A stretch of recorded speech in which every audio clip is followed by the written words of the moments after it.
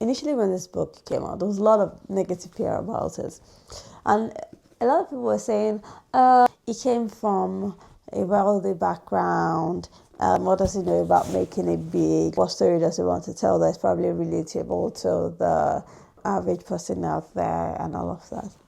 At first, I was like, I really did pay attention because I'm not really drawn up to biography. But then again, after a while, I started seeing people post about it, especially children post about it. And for some reason, I just felt like, let me read this, let me get this and read it. And by the time I checked Amazon, guess what?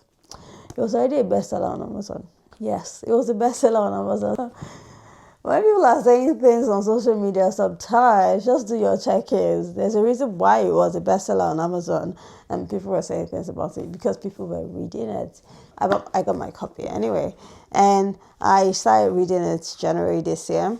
And when I tell you that I am so happy I got this book, you would think I learned a lot from this book. Let me tell you what I learned, especially in business. He started off as a kid. He used to clip nails for his dad's friends, and they would pay him, and he had an invoice where he used to write his earnings and all of that. And then he went to high school, and then I think he dropped out in high school. His mom was not so happy about it, but his dad was like, you know what, let's see where this is going.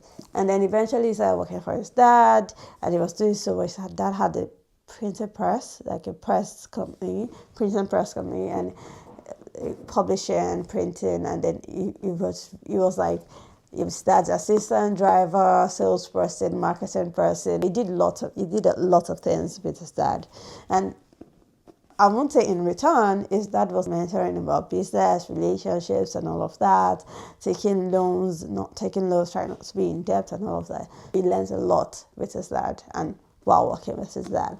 After a while, he started a company called, I think, Centerforce, yes, where he was like giving out loans to people. He was doing well and all of that. And then one day his daughter went to school, and someone asked his daughter, what does your dad do? I think it was copy.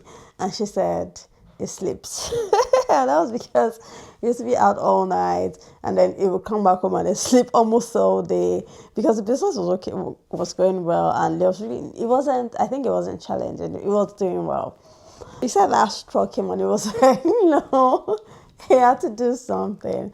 And then one day he was, and that this also speaks to how you can get ideas. And one day he was standing in front of his door, and he saw a diesel truck coming, and the diesel truck was leaking. There was a lot of diesel on the floor and all of that. It was so messy. It was cranky. I think they even came late and all of that. And he was like, I can actually do a better work at this.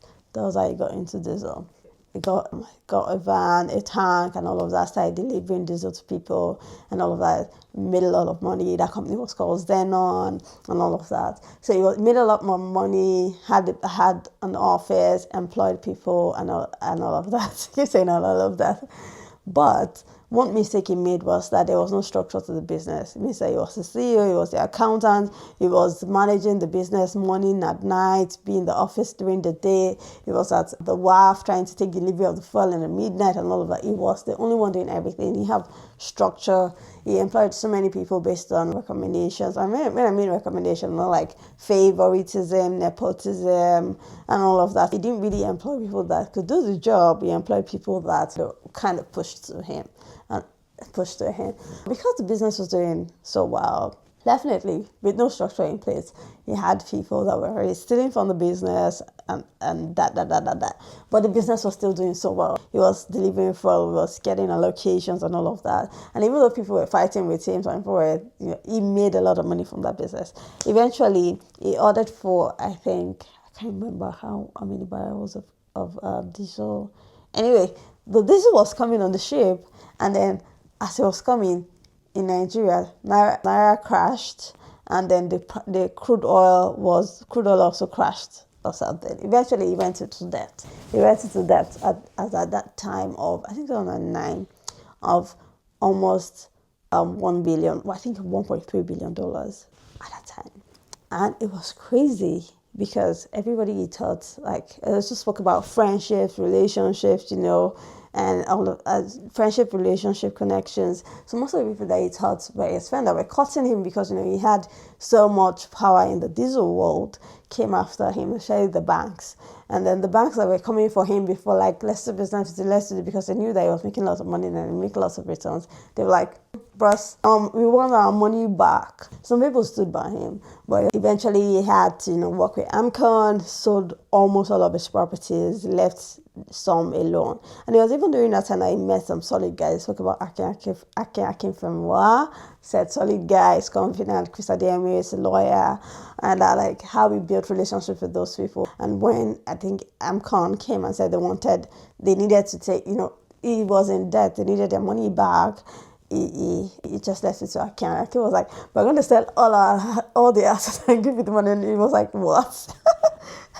It was really sad, but he had learned something about debt. So he sold almost all of his products. I think he sold for three of his properties, but he sold almost every other thing. Really pushed so many things to the banks and paid all of his debt, and then he had to start from scratch. Starting from scratch, he bought into AP because he had shares at that time. He was able to look at the economic situation at that time. He bought into AP shares and all of that. Eventually bought AP, rebranded it and called it Forte Oil. And this time he was like, "I am going to come correct." So he had the structure and everything, filed out everything. Excuse me. But Akin Femi, and they just did the total overhaul, and everything was really by the book. And instead of him managing everything and micromanaging everybody, he took a step back and put people that he trusted. And then with Forte Oil now, he had to rebrand and then put structure to his business. And he took learnings of knowing that you don't micromanage, you have to document things, you have to hire experts, and all of that. He did all of that with Forte, and Forte Oil did really well before he now eventually moved to Gergo Power. So Gergo Power PLC is a leading Nigerian power generation company based in Lagos. So he said initially he wanted to buy a power distribution company, and then he hired consultants. And I think it's 2013, and he said he paid those consultants, I think, $13 million. So I'm like, there's actually money in consulting because, I usually say that not everybody is called to be an entrepreneur and all of that. You could just be an expert at what you do, and your job is just to give people expert advice, and you're making your money. You're making your money, honestly. Anyway, I digress. He said initially he wanted to buy a power distribution company, but when he had the consulting firm, they were like, "No, this and this and this and this might happen if you buy that. Instead, buy a power generation plant." And he did that, and he invested in that company, and he has made his money back. And that company is doing so well right now. So along all of this, he spoke about nepotism, the fact that when you have a company as a wealthy person, you don't necessarily have to pass it down to your kids. You have to encourage them to find their own stuff. Fine, there's some wealthy people that have passed their company and the kids did well with it, but majority, they just crash it down and sell it eventually.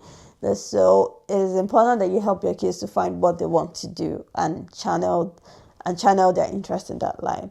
If by so or whatever reason they fall in love with what you're doing, it has to be genuine. But you need to understand that sometimes it might cause rivalry, jealousy, envy, and all of that within the family. Anywho, you see this heading that says "Lessons from a Life in Business." This is actually a book you should read if you're actually into business, whatever form of business. And like I said, not everybody is called to be an entrepreneur. Sometimes you might just be called to be an expert. Sit with it and make your money there. Make your money there, because people like this are going to need you. They're going to need you.